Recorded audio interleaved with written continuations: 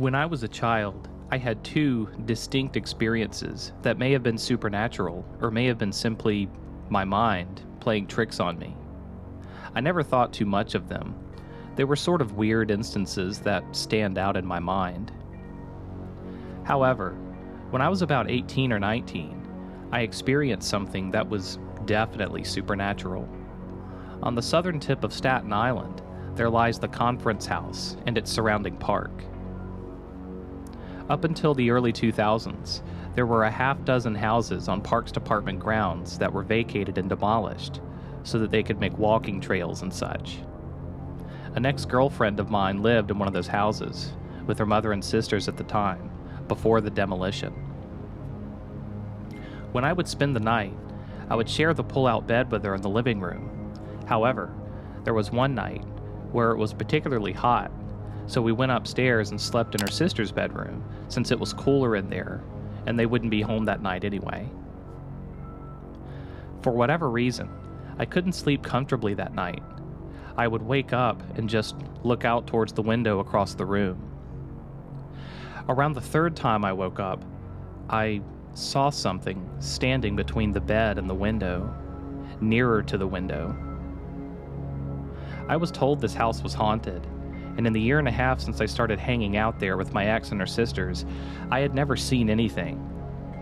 So this one night, I see standing near the window a silhouette of a human figure. It was just standing there. Even though the room was dark, there was still enough moonlight illuminating the room, yet what I saw was pitch black. I'm talking as black can be. I was not able to make out any facial distinctions. It was like it was devoid of anything human. It really was just a black silhouette, and it was terrifying. After staring at this entity for what seemed like forever, I woke up my then girlfriend. I asked if she was seeing what I was seeing, and she said she did. I quickly asked what we should do, and she said we should go downstairs, to which all I could say was, okay.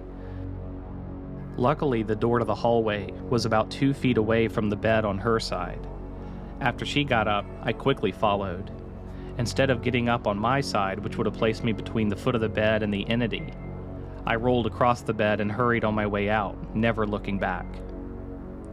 That was the one and only time I ever experienced anything in that house, but that moment has stayed with me for nearly 20 years. Even though those houses were demolished in the early 2000s, I never walked down that block at night. Thank you all once again for joining me here on William's Scary Things. Please like the video, subscribe to the channel, and turn on notifications. And tune back next week for more scary things.